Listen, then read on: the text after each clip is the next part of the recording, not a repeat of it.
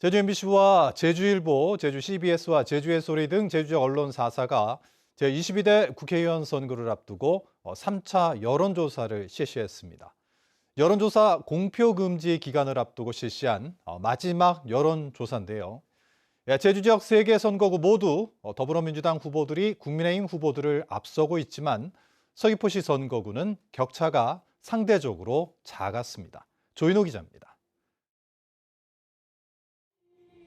제주시 갑 선거구에서는 더불어민주당 후보와 국민의힘 후보가 맞대결을 펼치고 있습니다.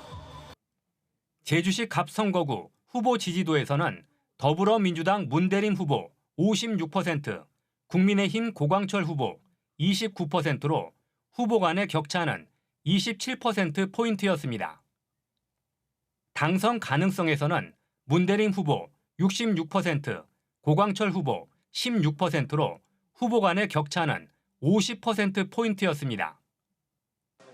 제주시 을 선거구에서도 더불어민주당 후보가 국민의힘 후보와 녹색정의당 후보를 앞서는 것으로 나타났습니다.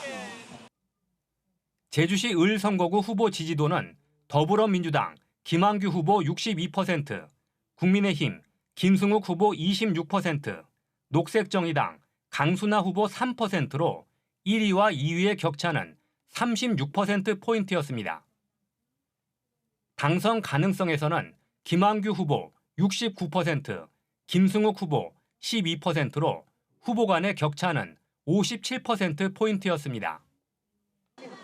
서귀포시 선거구에서도 더불어민주당 후보가 앞섰지만 국민의힘 후보와의 격차는 제주시 지역보다 작았습니다. 서귀포시 선거구 후보 지지도는 더불어민주당 위성곤 후보 51%, 국민의힘 고기철 후보 41%로 후보 간의 격차는 10%포인트였습니다.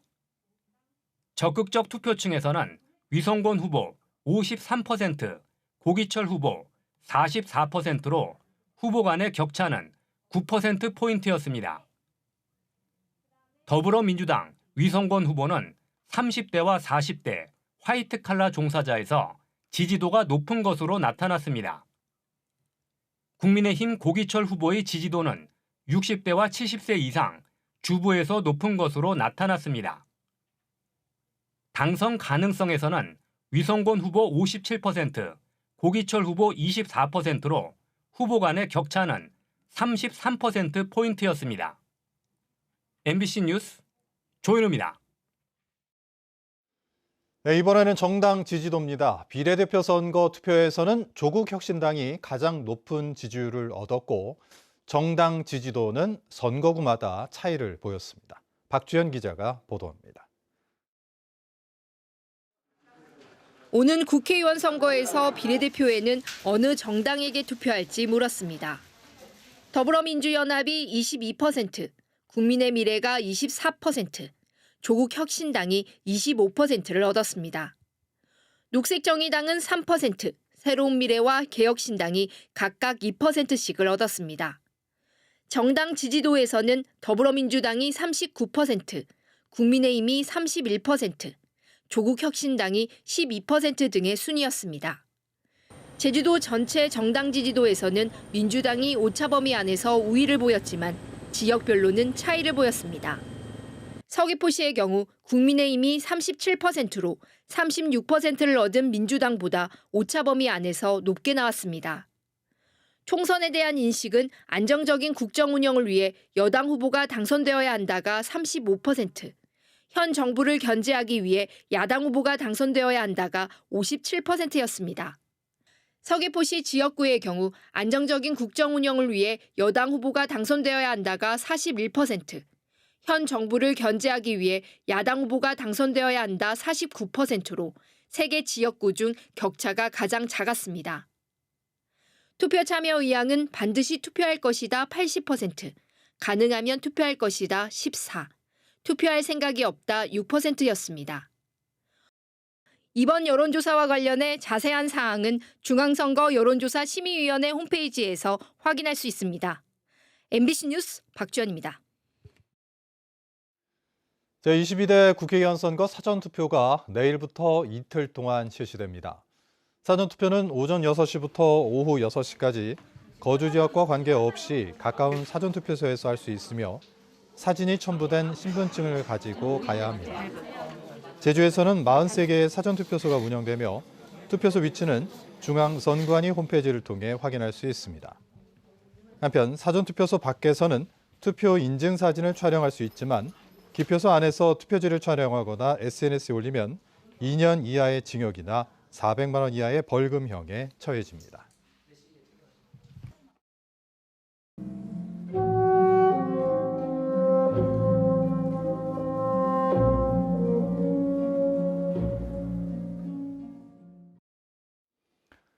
제주 4.3 76주년 연속 보도 마지막 순서입니다.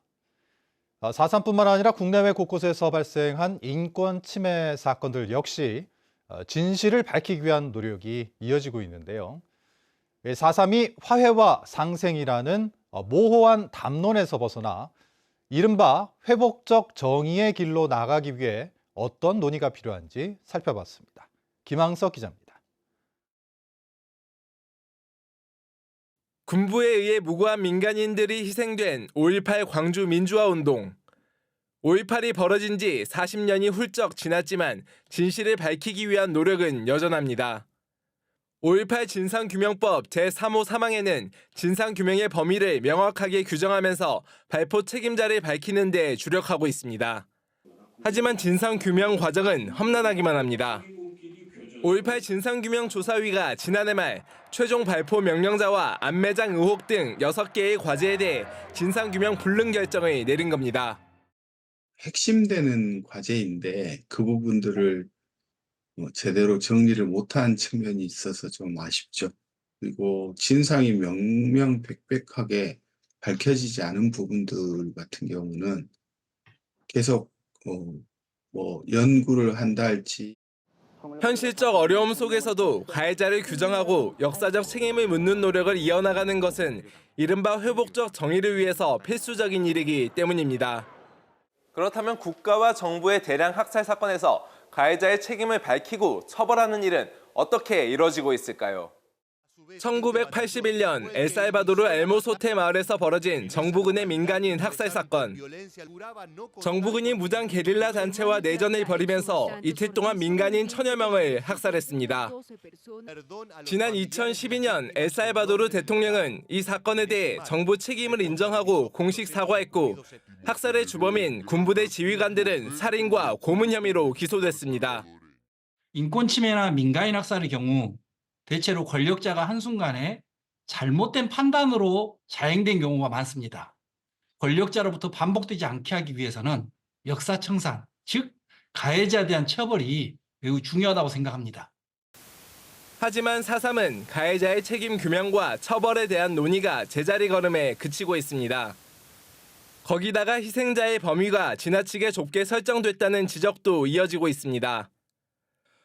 지난 2001년 헌법재판소는 4.3 당시 무장대 지휘관과 남로당 핵심 간부 등은 국가에 의한 희생자로 볼 수 없다고 결정했습니다. 이 때문에 일부 유족들은 희생자 신청을 한 뒤 철회하거나 위패를 스스로 내려야 하기도 했습니다. 가해 군경과 서북 청년단들이 국가 유공자로 인정받고 있는 것과는 상반됩니다. 남로당의 간부였다 이런 걸 가지고 배제하는 것 자체는 옳지 않다고 보거든요. 어쨌든 평등구제라는 시각에서 접근하는 게 옳다고 보거든요. 4.3이 일어났던 해방 이후의 역사를 현재의 잣대로 재단하는 것도 경계해야 합니다. 제주 4.3이 발생한 지 76년. 하지만 화해와 상생이라는 모호한 담론에 갇힌 채 가해자의 규정과 처벌, 희생자의 범위 확장이라는 논쟁적 주제는 외면하고 있는 게 아닌지 다시 한번 짚어봐야 할 때입니다. MBC 뉴스 김항섭입니다. 제76주년 제주 4.3을 맞아 제주 4.3과 광주 5.18 민주화운동을 서로 배우는 교류학습이 이루어집니다. 제주시 교육지원청과 광주광역시 동부교육지원청은 제주와 광주의 결연학급 30개 교실에서 오는 7월까지 온라인을 통한 평화인권과 민주화 수업을 벌입니다. 또 이번 수업에서 학생 60명을 선발해 제주와 광주에서 각각 1박 2일 체험 캠프도 진행할 계획입니다. 네, 음주운전 사고 소식 여러 차례 보도했었는데 이번에는 단속에 나선 경찰관을 이 차에 매달고 달아나기까지 했습니다. 그런데 달아난 운전자는 타이어가 펑크난 사실을 몰라서 결국 경찰과 시민들에게 붙잡혔습니다. 김하은 기자입니다. 깜깜한 밤 빗길을 달리는 차. 갑자기 왼쪽 골목에서 차 한 대가 튀어나와 들이받습니다. 차에서 내려 한참 실랑이를 벌이던 운전자들. 잠시 뒤 현장에 도착한 경찰관들이 사고 차량 쪽으로 걸어갑니다. 그런데 갑자기 차가 움직이기 시작합니다. 경찰관이 달아나지 못하게 차에 매달렸는데도 그대로 내달린 겁니다. 음주운전 사고를 낸 차량입니다. 이 차량의 운전자는 현장에서 100m가량을 도망친 뒤 이곳에서 경찰에 붙잡혔습니다. 사고로 망가진 바퀴 탓에 속도가 나지 않자 다른 경찰관과 시민들이 달아나는 차량을 쫓아가 세운 겁니다. 경찰관은 매달려 있었고 그 조수석에만 이제 문이 열려 있어서 제가 그냥 글로 올라타자 그냥 차만 멈추게 하자 이 생각밖에 없어가지고. 붙잡힌 50대 운전자의 혈중 알코올 농도는 0.144%. 면허 취소 수치 2배에 가까웠습니다. 이 남성은 경찰 조사에서 집에서 술을 마시다 술이 떨어져 술을 사러 가는 길이었다고 진술했습니다. 112 신고를 받고 현장 출동했는데 그 사고 차량 운전자가 운전석에 타고 있었고 도주하려는 형태가 보여서 저희가 그 앞을 저지를 했는데 경찰은 이 남성을 음주운전과 특수공무집행 방해 등의 혐의로 구속하고 검거를 도운 시민에게는 감사패 수여를 검토하고 있습니다. MBC 뉴스 김하은입니다. 제주공항 여객청사에서 불이 나 소방차 10여 대가 긴급 출동하고 이용객들이 연기와 탄 냄새에 놀라는 소동이 벌어졌습니다.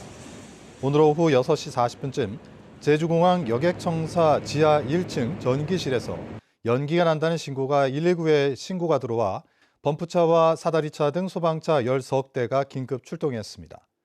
불은 신고 10여 분 만에 자체 진화돼 다친 사람들은 없었지만 연기와 탄 냄새에 일부 이용객들이 놀랐습니다. 소방당국은 전기실 안 변압기에서 연기가 시작된 것으로 보고 화재 원인을 조사하고 있습니다.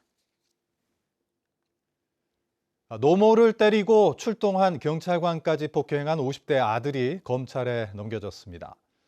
제주 서부경찰서는 지난해 12월 제주시 한림읍 자신의 집에서 70대 어머니를 때려 전치 2주의 상해를 입히고 체포영장을 집행하려는 경찰관을 폭행한 50대 아들을 존속 상해와 공무집행 방해 혐의로 구속하고 검찰에 넘겼습니다. 경찰 조사 결과 이 남성은 재작년과 지난해에도 노부모를 폭행해 처벌을 받은 것으로 드러났습니다. 올레길과 한라산 둘레길의 사고 예방을 위해 경찰 드론 순찰대가 항공 순찰을 시작했습니다. 경찰 안심 드론 순찰대는 드론 자격증을 가진 경찰관 50여 명이 드론 넉 대로 운영하며 실종과 안전사고가 발생할 경우 수색에 투입됩니다. 오늘 첫 순찰에서도 고사리를 꺾으러 나갔다 나흘째 실종된 60대 남성에 대한 수색 작업에 투입돼 실종자 차량을 발견했습니다. 경찰은 앞으로 도민과 관광객이 많이 찾는 제주 올레길과 한라산 둘레길에 드론을 띄워 범죄 예방과 인명 구조에 활용할 계획입니다.